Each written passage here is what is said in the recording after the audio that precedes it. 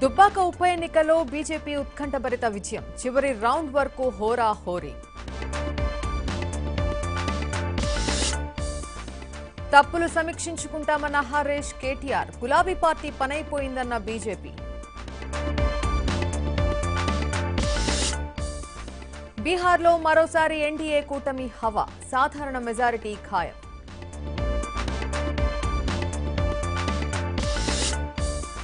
జేడీయూను బాగా దెబ్బకొట్టిన ఎల్జేపీ. నితీష్ను చిరాకు పెట్టిన చిరాక్.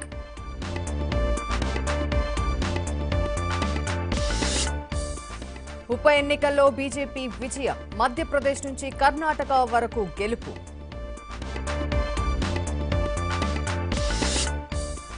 మైనారిటీలపై అంతకంతకు పెరుగుతున్న దాడులు. 3 రోజుల నిరసనలకు చంద్రబాబు పిలుపు.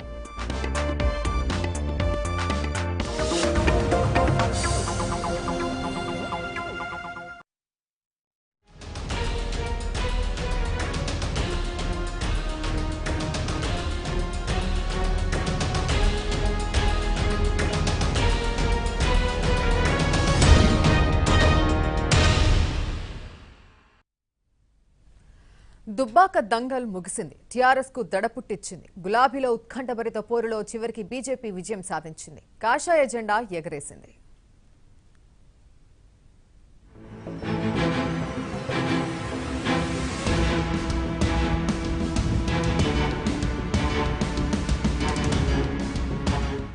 దుబ్బాకలో బీజేపీ చరిత్ర సృష్టించింది. బీజేపీ అభ్యర్థి రఘునందన్ రావు ఉప ఎన్నికల్లో సంచలన విజయాన్ని నమోదు చేశారు.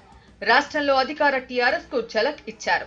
ఎన్నికల ప్రచారం, పోలింగ్ తేదీ దాకా దుబ్బాక కేంద్రంగా ఉద్రిక్త పరిస్థితులు నెలకొనగా ఓట్ల లెక్కింపు రోజున నరాలు తెగే ఉత్కంఠ కొనసాగింది. చివరకు బీజేపీ గెలుపు జెండా ఎగరవేసింది.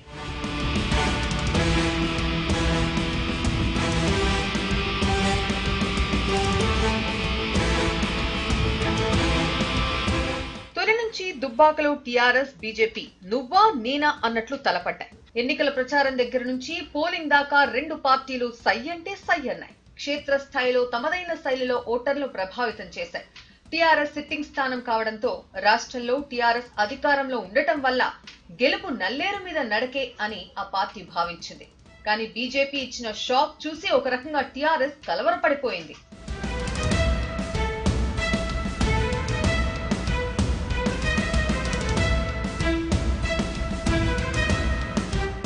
దుబ్బాకలో నెలకొన్న పరిణామాల నేపథ్యంలో రాష్ట్ర వ్యాప్తంగా దుబ్బాక బైపోల్ ఫలితంపై తీవ్ర ఉత్కంఠ నెలకొంది. దేశ విదేశాల్లో కూడా ఈ స్థానంలో గెలుపు ఎవరిదన్న అంశంపై బెట్టింగ్లు కూడా సాగాయి. ఫలితంగా దుబ్బాక ఉప ఎన్నిక ఫలితం మొదటి నుంచి రౌండ్ కు ఆసక్తిని రేపింది. చివరకు బీజేపీ వశమైంది.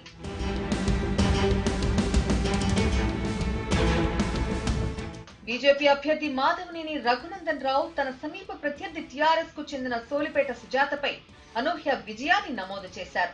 ఓట్ల లెక్కింపులో తొలి రౌండ్ నుంచి బీజేపీ ఆధిక్యం కొనసాగింది. మధ్యలో కొన్ని రౌండ్లలో తడబడినప్పటికీ బీజేపీ చివరి దశలో మళ్లీ ఆధిక్యం కొనసాగించింది. చివరి రౌండ్ దాకా ఆధిక్యం కనబరిచి అంతిమంగా బీజేపీ అభ్యర్థి విజయం సాధించారు. దీంతో తెలంగాణ వ్యాప్తంగా బీజేపీ శ్రేణులు సంబరాల్లో మునిగిపోయాయి.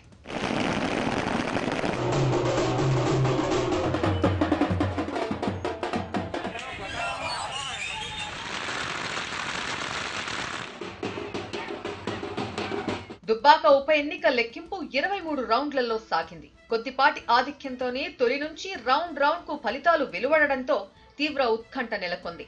రౌండ్ కు బీజేపీ, టీఆర్ఎస్ మధ్య గెలుపు దోబూచలాడింది.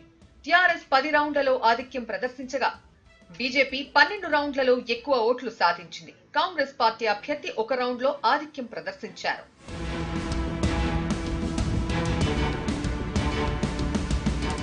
మొదటి 5 రౌండ్లలో వరుసగా బీజేపీ ఆధిక్యం ప్రదర్శించింది. ఆ తర్వాత 6-7 రౌండ్లలో టీఆర్ఎస్ కు ఎక్కువ ఓట్లు వచ్చాయి. 9వ రౌండ్ బీజేపీకి, 10వ రౌండ్ టీఆర్ఎస్ కు ఆధిక్యాన్ని ఇచ్చాయి. మళ్లీ 11వ రౌండ్ లో బీజేపీకి ఎక్కువ ఓట్లు వస్తే 12వ రౌండ్ లో కాంగ్రెస్ అభ్యర్థి చెరుకు శ్రీనివాస్ రెడ్డికి ఎక్కువ ఓట్లు వచ్చాయి. ఇక ఆ తర్వాత టీఆర్ఎస్ ఆధిక్యం ప్రదర్శించింది. 13వ రౌండ్ నుంచి 19వ రౌండ్ వరకు టీఆర్ఎస్ వరుసగా ఆధిక్యం చూపించింది. ఈ సమయంలో బీజేపీ శ్రేణుల్లో కొంత ఆందోళన కనిపించినప్పటికీ చివరికి మళ్లీ బీజేపీ పుంజుకుంది. 20వ రౌండ్ నుంచి వరుసగా బీజేపీకి ఎక్కువ ఓట్లు వచ్చాయి. 20 నుంచి 23వ రౌండ్ వరకు బీజేపీ లీడ్ లో కొనసాగింది. ఈ ఉప ఎన్నికల్లో ఎన్నికల సంఘం విడుదల చేసిన వివరాల ప్రకారం బీజేపీ అభ్యర్థికి 63,140 ఓట్లు పోలయ్యాయి. సమీప ప్రత్యర్థి టీఆర్ఎస్ అభ్యర్థికి 62,022 ఓట్లు పోలయ్యాయి. దీంతో బీజేపీ అభ్యర్థి రఘునందన్ రావు 1,118 ఓట్ల మెజారిటీతో విజయం సాధించారు. మొదటి నుంచి బీజేపీ టీఆర్ఎస్ మధ్య స్వల్ప ఆధిక్యమే కొనసాగడంతో గెలుపు ఎవరిని వరిస్తుందన్న అంశంలో చివరిదాకా స్పష్టత రాలేదు.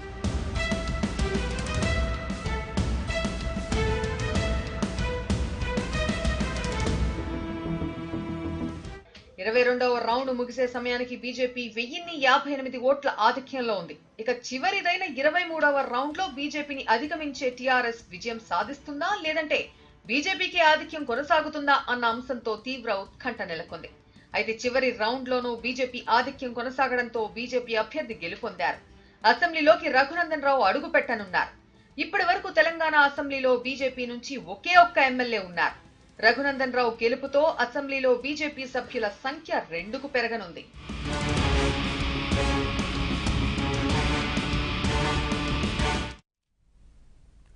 కింది స్థాయి నుంచి ఎదిగారు రఘునందన్ రావు. జర్నలిస్ట్ గా కెరీర్ ప్రారంభించి లాయర్ గా మారారు. రాజకీయ నేతగా ఎదిగారు. ఇప్పుడు ఎమ్మెల్యే అయ్యారు.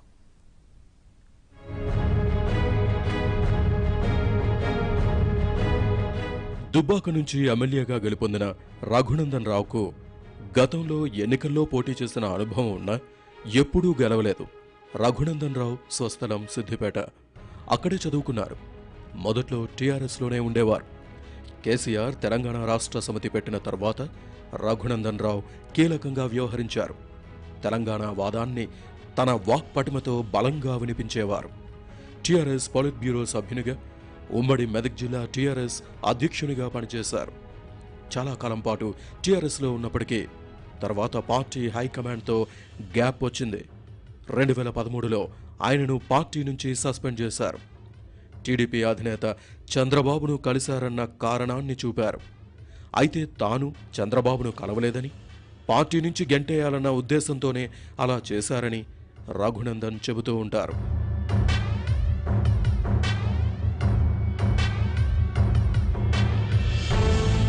తర్వాత ఆయన బీజేపీలో చేరారు. అప్పటి నుంచి దుబ్బాక నియోజకవర్గంలో పనిచేస్తున్నారు. 2014 ఎన్నికల్లో టీడీపీతో కూటమిలో భాగంగా దుబ్బాక నుంచి పోటీ చేశారు. అయితే ప్రభావం చూపలేకపోయారు.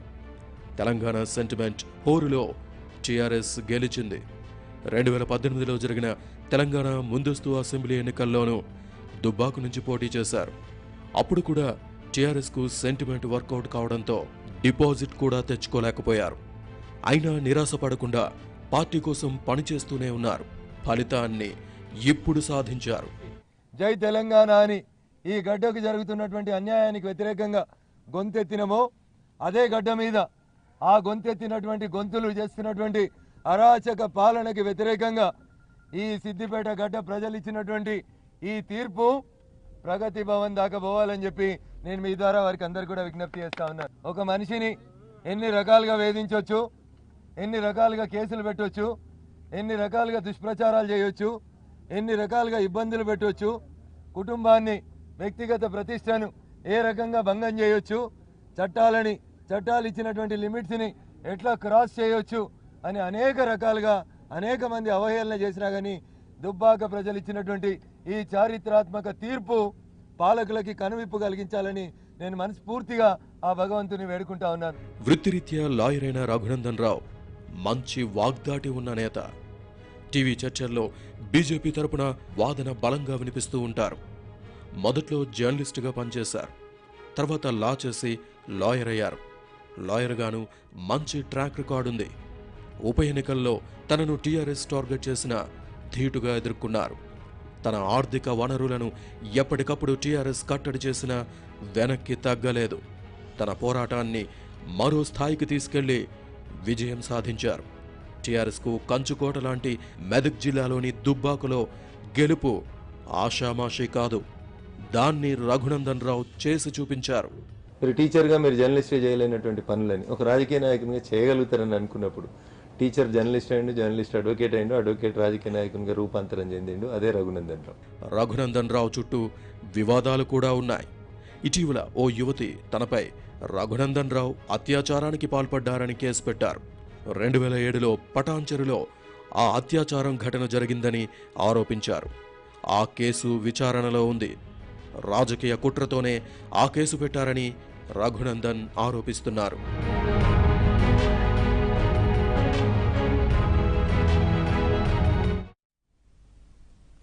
మరిన్ని అప్డేట్స్లోకి వెళ్లే ముందు బులెటిన్లో షార్ట్ బ్రేక్ తీసుకుందాం. Stay tune.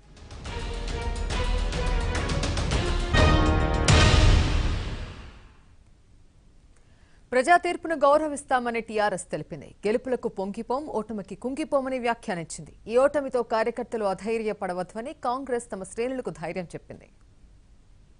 తెలంగాణలో రామరాజ్యం కావాలని చెప్పి తెలంగాణ ప్రజలు కోరుకుంటున్నారు. రామరాజ్య స్థాపన ఎవరి ద్వారా అంటే రాముని వారసుగా ఉన్న భారతీయ జనతా పార్టీ ద్వారా మాత్రమే తప్ప ఇవాళ వాళ్ళు పచ్చ జెండా, పింక్ కలర్ జెండా పట్టుకొని ఔరంగజేబ్ వారసులుగా, ఉసామా బిన్ వారసులుగా, బాబర్ అక్బర్ వారసులుగా వస్తారు కాబట్టి దుబ్బాక ప్రజలు గుండెపాటని చెప్పారు. అందుకే రామరాజ్య స్థాపన తెలంగాణ రాష్ట్రం రావాలంటే అది భారతీయ జనతా పార్టీ ద్వారా సాధ్యమని భావించేయాలి. దుబ్బాక ప్రజలు ఇలా భారతీయ జనతా పార్టీకి ఇలా ఒక స్ఫూర్తిదాయకమైనటువంటి విజయాన్ని మాకు చేకూర్చి పెట్టారు కాబట్టి వాళ్ళ అహంకారం దెబ్బతీసింది. వాళ్ళ టీఆర్ఎస్ పార్టీ నాయకుల యొక్క, మంత్రుల యొక్క, ఎమ్మెల్యే యొక్క అహంకారానికి అలా దుబ్బాక ప్రజలు గుండెపాటని చెప్పారు. కాబట్టి దుబ్బాక ప్రజలటువంటి విజయాన్ని స్ఫూర్తిగా అందించిన విజయాన్ని స్ఫూర్తిగా తీసుకొని ఎట్టి పరిస్థితుల్లో భారతీయ జనతా పార్టీని తెలంగాణ రాష్ట్రంలో అధికారం తీసుకోవడమే లక్ష్యంగా మేము ముందు పోతుంటాం. విజయాలకు పొంగిపోము, గర్వపడము, అపజయాలకు కుంగిపోము, అపజయాలకు ఎదురు దెబ్బలకి ఇబ్బంది పడము, కృంగిపోము అని చెప్పి ఎన్నోసార్లు చెప్పాము. ఈరోజు దుబ్బాకలో జరిగిన ఉప ఎన్నికల్లో మాకు ఓటు వేసిన 62,000 పైచిలకు ప్రజలకు ముందుగా నేను హృదయపూర్వకమైన ధన్యవాదాలు నేను తెలియజేస్తా ఉన్నాను. అదేవిధంగా ఈ ఉప ఎన్నికలో పార్టీ పిలుపు మేరకు పార్టీ గెలుపు కోసం అహర్నిశలు శ్రమించిన మా పార్టీ కార్యకర్తలకు, నాయకులకు, శాసనసభ్యులకు, గౌరవ ప్రజాప్రతినిధులకు, గౌరవ మంత్రివర్యులు హరీష్ రావు గారికి అందరికీ కూడా ఈ సందర్భంగా పార్టీ కార్యనిర్వాహక అధ్యక్షుడిగా హృదయపూర్వకమైన వారు చేసిన కష్టానికి, వారు చేసిన శ్రమకి హృదయపూర్వకమైన ధన్యవాదాలు కూడా నేను తెలియజేస్తా ఉన్నాను. సిద్దిపేటలో జరిగిన అభివృద్ధి, గజ్వేల్లో జరిగిన అభివృద్ధి, సిరిసిల్లలో జరిగినటువంటి అభివృద్ధి, దుమ్ము కొట్టుకుపోతున్నటువంటి దుబ్బాక రోడ్లు మొదటి కారణమైతే అప్రజాస్వామిక, నిరంకుశ, నియంత్రిత, అన్డెమోక్రటిక్ గా ప్రజల్ని కలవక, ప్రజాస్వామికవాదుల్ని కలవక తాను ఏదనుకుంటే అదే ప్రజాస్వామ్యం అనుకుంటున్నటువంటి గౌరవ ముఖ్యమంత్రి చంద్రశేఖరరావు గారికి కనువిప్పు కల్పించాలని పోరాటాల గడ్డ సిద్దిపేట నుంచి జై తెలంగాణ అన్నటువంటి ఈ గడ్డనే సార్ నువ్వు తప్పు చేస్తున్నావని చెప్పేందుకు సారు చదువుకున్న దుబ్బాక బడి నుంచే శ్రీకారం చుట్టిరు ప్రజలు.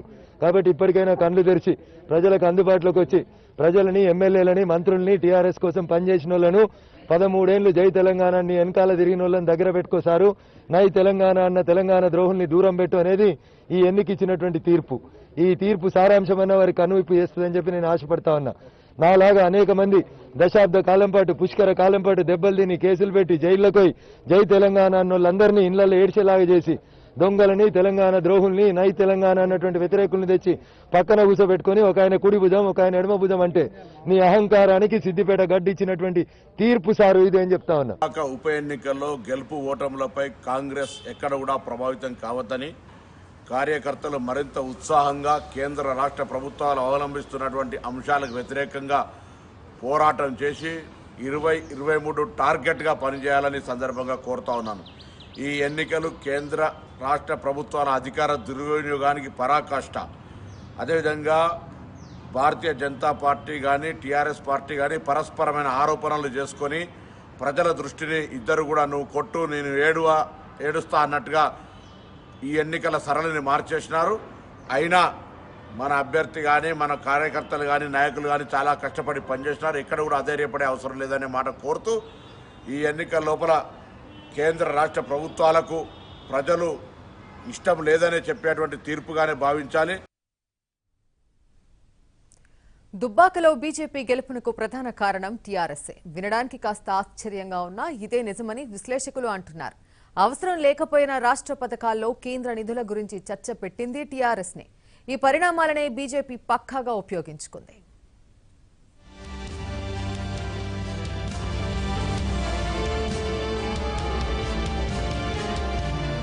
టీఆర్ఎస్ కంచుకోట దుబ్బాకలో భారతీయ జనతా పార్టీ గెలుపు క్రెడిట్ ఎవరిది? భారతీయ జనతా పార్టీ నేతలు అధికార పార్టీపై తెగించి పోరాడారు, అందులో సందేహం లేదు. కానీ రాజకీయాల్లో తెగించి పోరాడితేనే విజయం రాదు, ప్రత్యర్థులు కూడా సహకరించాలి. మామూలుగా అయితే ప్రత్యర్థులు ఎందుకు సహకరిస్తారు? సహకరించే ఛాన్సే లేదు. వారు చేసే తప్పులు సహకరిస్తాయి. దుబ్బాకలోనూ అదే జరిగింది. మితిమీరిన ఆత్మవిశ్వాసం, లాజిక్ లేని వ్యూహంతో టీఆర్ఎస్ దారుణంగా దెబ్బతిన్నది. బీజేపీ విజయానికి ప్రధాన కారణంగా నిలిచింది.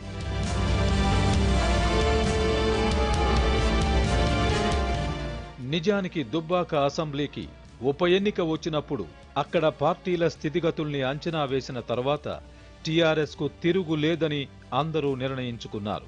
గతంలో ఉప ఎన్నికల్లో వచ్చినటువంటి మెజారిటీ వస్తుందని అనుకున్నారు. ఎందుకంటే అటు కాంగ్రెస్ తరపున ఇటు బీజేపీ తరపున పట్టున్న నేత లేరు. మరి రఘునందన్ రావు చాలా కాలంగా దుబ్బాకనే పట్టుకుని పనిచేస్తున్నా ఆయన బీజేపీని 20,000 ఓట్ల స్థాయికి మాత్రమే తీసుకురాగలిగారు. ఉప ఎన్నికల్లో ఆ ఓట్లు కూడా వస్తాయని చాలా మంది అనుకోలేదు. అయితే ఎన్నికల నోటిఫికేషన్ వచ్చిన తర్వాత టీఆర్ఎస్ తప్పులు చేసింది. చెరుకు శ్రీనివాస్ రెడ్డి కాంగ్రెస్ కండువా కప్పుకోవడంతో ఓట్ల చీలిక వ్యూహం పాటించింది. ఆ ప్రకారం బీజేపీ అభ్యర్థికి అత్యధిక ప్రాధాన్యమివ్వడం ప్రారంభించారు. ఎంతగా అంటే రఘునందన్ పై పూర్తి స్థాయిలో నిఘా పెట్టి ఆయన ఏం చేసినా తెలుసుకుని ఎన్నికల వ్యూహాలను చెల్లా చెదురు చేసేంతగా వ్యూహం పన్నారు. ఎన్నిక మొదట్లోనే హైదరాబాద్ శివార్లలో డబ్బులు పట్టుకున్నారు. అవి పంచడానికే తీసుకువెళ్తున్నారని పోలీసులతో స్టేట్మెంట్ ఇప్పించారు. అప్పటి నుంచి టార్గెట్ రఘునందన్ నడిచింది. 3 సార్లు డబ్బులు పట్టుబడ్డాయి. అయితే ఇవన్నీ రఘునందన్ పై ప్రజల్లో సానుభూతిని పెంచాయి. రఘునందనే ప్రధాన ప్రత్యర్థి అనే పరిస్థితిని టీఆర్ఎస్ తీసుకువచ్చింది. కాంగ్రెస్ పార్టీ సంప్రదాయక ఓట్లు, చెరుకు కుటుంబంపై ఉన్న అభిమానం ఇప్పుడు బీజేపీని ప్రత్యర్థిగా రూపొందించడం వల్ల ఓట్లు మొత్తం 3 పార్టీల మధ్య చీలిపోతాయని, తమకు భారీ మెజారిటీ వస్తుందని టీఆర్ఎస్ వ్యూహకర్తలు అంచనా వేశారు. ట్రబుల్ షూటర్ హరీష్ రావు ఇదే అనుకున్నారు. కానీ బీజేపీని ఎలా టార్గెట్ చేద్దామనుకున్నారో దాన్నే ఆ పార్టీ ప్లస్ పాయింట్ గా మార్చుకుంది. గెలుపు దిశగా దూసుకు వెళ్లింది.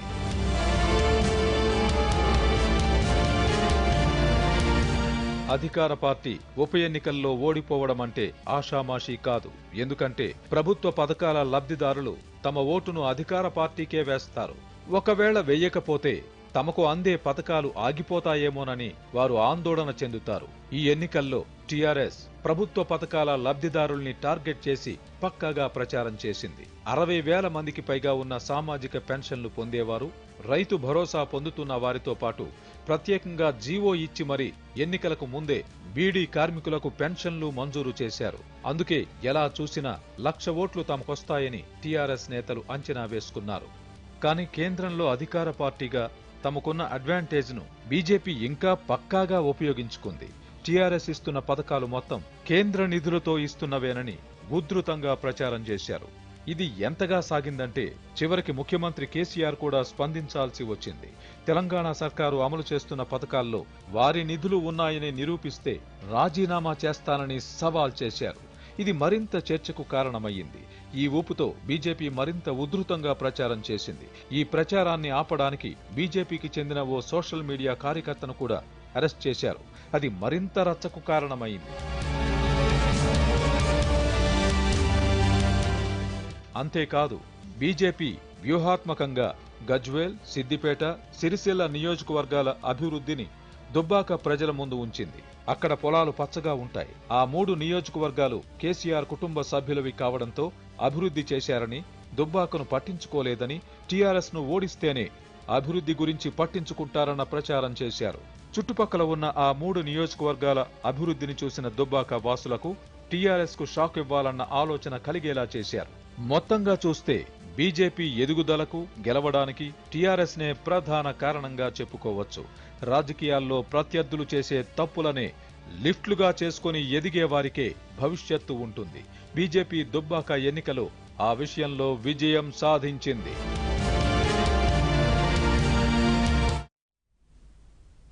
బులెటిన్లో మరో షార్ట్ బ్రేక్ తీసుకుందాం. Stay tune.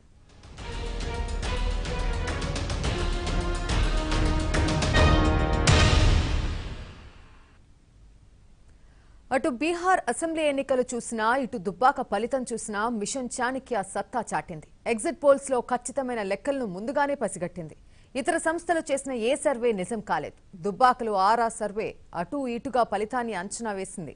బీహార్లో ఏబీపీ సి ఓటర్ సర్వే కూడా మిషన్ చాణక్యను అనుసరించింది.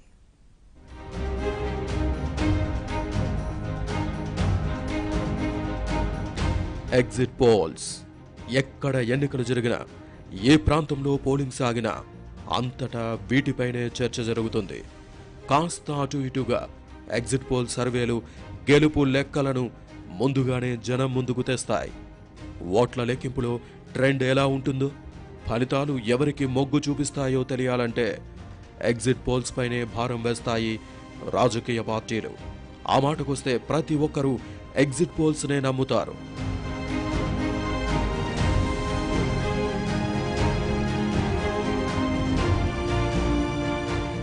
మామూలుగానే బీహార్ అసెంబ్లీ ఎన్నికలతో పాటు దేశవ్యాప్తంగా జరిగిన ఉప ఎన్నికలపై ఆయా సంస్థలు ఎగ్జిట్ పోల్ సర్వేలు నిర్వహించాయి.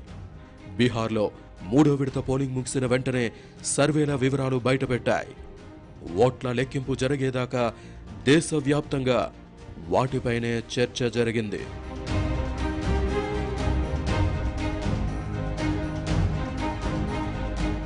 అయితే బీహార్ అసెంబ్లీ ఎన్నికల్లో చూసిన, దుబ్బాక ఉప ఎన్నికలో చూసిన mission Chanakya exit poll survey ఒక్కటే నిజమయ్యింది.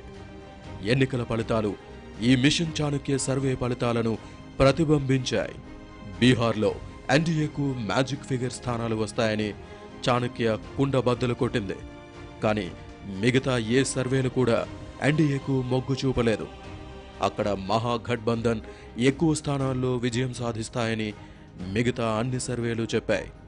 అయితే మ్యాజిక్ ఫిగర్ రాదని తేల్చాయి. ఓట్ల లెక్కింపు సాగిన కొద్దీ, రౌండ్ రౌండ్కు ఫలితం బయటకు వస్తున్న కొద్దీ ఇతర సంస్థల సర్వే ఫలితాలన్నీ బొక్కబోర్లా పడ్డాయి. దుబ్బాకలో బీజేపీ ఘన విజయాన్ని సాధిస్తుందని mission Chanakya exit poll survey అంచనా వేసింది. బీజేపీ అభ్యర్థి రఘునందన్ రావుకు 51.82% మేర ఓట్లు పోలవుతాయని, టీఆర్ఎస్ 2వ స్థానంలో నిలుస్తుందని చెప్పింది. ఆ పార్టీకి 35.67% ఓట్లు లభిస్తాయని పేర్కొంది. టీఆర్ఎస్కు సానుభూతి పవనాలు కూడా పనిచేయకపోవచ్చని మిషన్ చాణక్య ఎగ్జిట్ పోల్స్ స్పష్టం చేశాయి. అలాగే టీఆర్ఎస్ అభ్యర్థి స్వల్ప మెజారిటీతో గెలుస్తారని, అయితే ఓట్ల శాతంలో అతి స్వల్పంగా తేడా ఉంటుందని ఆరా ఎగ్జిట్ పోల్ సర్వే చెప్పింది. టీఆర్ఎస్ అభ్యర్థిని సోలిపేట సుజాతకు 48.72% మేర ఓట్లు పడే అవకాశముందని ఆరా అంచనా వేసింది. బీజేపీ తరపున పోటీ చేసిన రఘునందన్ రావుకు 44.64% మేర ఓట్లు పోలవుతాయని ఆరా సర్వేలో తేలింది. అంతేకాదు ఫలితాలు అటు ఇటుగా ఉండవచ్చని కూడా ఆరా సర్వే అంచనా వేసింది. అయితే third vision research and services సంస్థ ఎగ్జిట్ పోల్స్లో టీఆర్ఎస్ గెలుస్తుందని పేర్కొంది. టీఆర్ఎస్ అభ్యర్థికి 51 నుంచి 54% ఓట్లు వస్తాయని అంచనా వేసింది. కానీ ఆ అంచనా నిజం కాలేదు.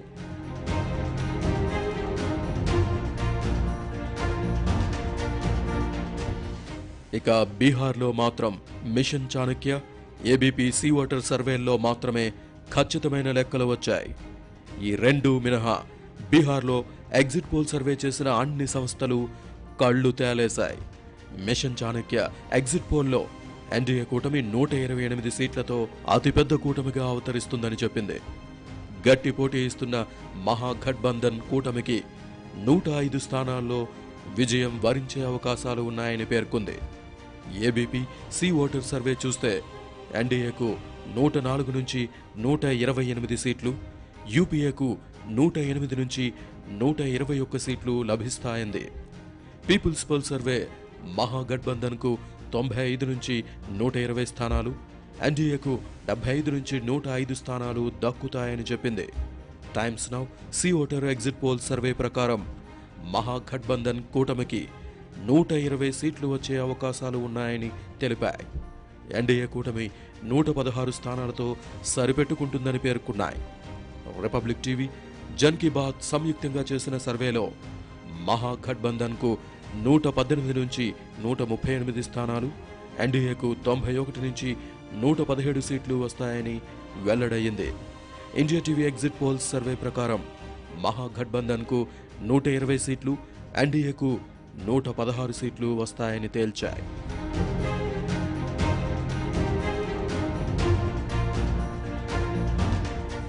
బీహార్లో అధికారం దక్కించుకోవాలంటే 122 స్థానాలు గెలుచుకోవాలి.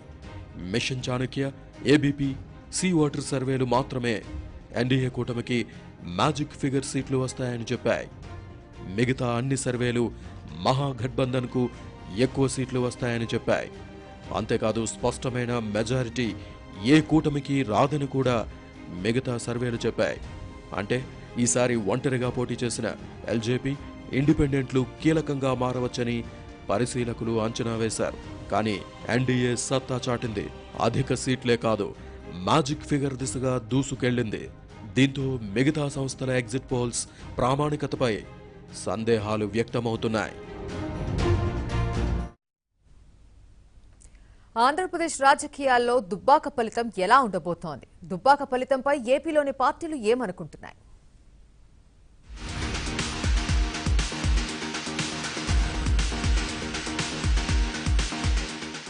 ఏపీలో దుబ్బాక ఎఫెక్ట్, విపక్షాల్లో ఆనందం, వైసీపీ నేతల్లో ఆశ్చర్యం. సంక్షేమ పథకాలతోనే ఓటు బ్యాంకు పదిలమనే భావనలో వైసీపీ, అభివృద్ధికే ప్రాధాన్యమిచ్చిన దుబ్బాక ఓటర్లు. దుబ్బాక ఫలితంపై ఏపీ రాజకీయాల్లో చర్చ.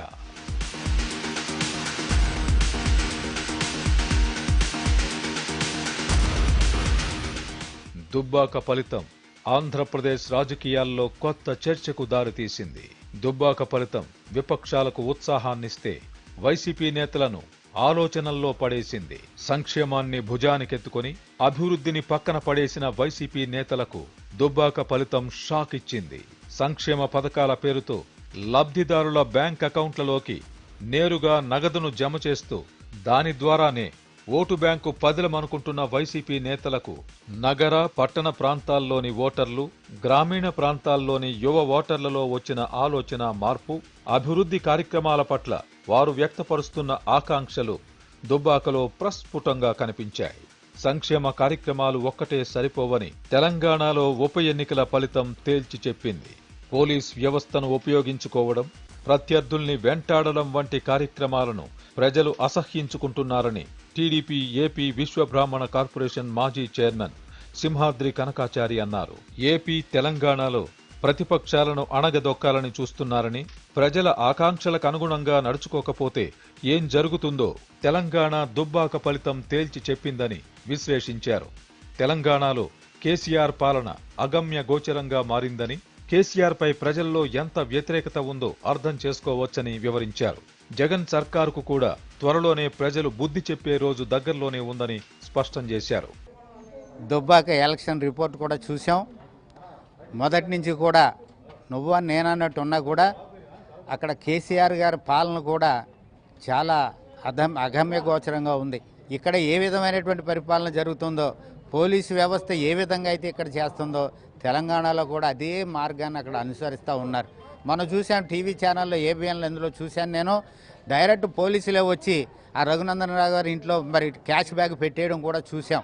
తెలంగాణలో బీజేపీ ప్రత్యామ్నాయ పార్టీగా అక్కడి ప్రజలు చూశారని, ఆంధ్రప్రదేశ్లో టీడీపీని ప్రత్యామ్నాయంగా చూస్తున్నారని మరికొందరు నేతలు విశ్లేషించారు. తెలంగాణలో కాంగ్రెస్ గ్రూపు విభేదాలతో సతమతమవుతోందని, ఏపీలో బీజేపీకి గ్రామస్థాయి నుంచి సంస్థాగత యంత్రాంగం లేకపోవడం, తమ హయాంలో చేసిన అభివృద్ధి సంక్షేమ కార్యక్రమాలు ప్రజలు బేరీజు వేసుకుంటున్నారని టీడీపీ నేతలు చెబుతున్నారు. బీజేపీ శ్రేణుల్లో మాత్రం తెలంగాణ దుబ్బాక ఎన్నికల విజయం పూర్తి ఆనందాన్ని నింపింది. విజయవాడలోని బీజేపీ కార్యాలయం వద్ద సంబరాలు చేసుకున్నారు. ప్రతి విపక్షాలకి అదేవిధంగా ప్రతిపక్షాలకి వీళ్ళందరికీ అంచనాలకు అందకుండా ప్రజలు తీసుకున్న నిర్ణయాన్ని భారతీయ జనతా పార్టీ స్వాగతిస్తున్నటువంటి పరిస్థితి. ప్రజల ఆలోచనని గమనించకుండా మా వ్యవస్థలు మాకే ఉంటాయని చెప్పని మేం చేసిందే చెల్లుబాటు అవుతుందని, మా కుటుంబం పరిపాలిస్తే చాలు ఇంకా రాష్ట్రంలో ఏం అవసరం లేదని చెప్పి ఆలోచన చేసినటువంటి తెలంగాణ రాచరికపు ఆలోచనలు జరుగుతున్నటువంటి కేసీఆర్కి దుబ్బాక ఎన్నిక ఏదైతే ఉందో ఇది చంపపెట్టు లాంటిది. తెలంగాణ అసెంబ్లీలో భారతీయ జనతా పార్టీ యొక్క శాసనసభ్యుడిగా రఘునందన్ యొక్క ప్రవేశం ఏదైతే ఉందో తెలంగాణ అభివృద్ధికి తొలిమెట్టుగా మారుతున్నటువంటి పరిస్థితి. తెలంగాణలో దుబ్బాక నియోజకవర్గం భారతీయ జనతా పార్టీ రఘునందన్ రావు గారు సాక్షాత్తు శ్రీరామచంద్రుల వారు రావణాసురుడితో యుద్ధం చేస్తున్నట్టుగా ఆయన పేరుతో ఉన్న రఘునందన్ రావు గారు గెలుపు ఈ దక్షిణ భారతదేశంలో తెలుగు రాష్ట్రాల్లో రామరాజ్యం రాబోతున్నది అన్న దానికి శుభసూచకంగా ఈ రోజున మేమందరం కూడా భావిస్తున్నాం. ఉత్కంఠగా మారిన దుబ్బాక ఫలితం కోసం ఏపీ ప్రజలు టీవీలకు అతుక్కుపోయి వీక్షించారు.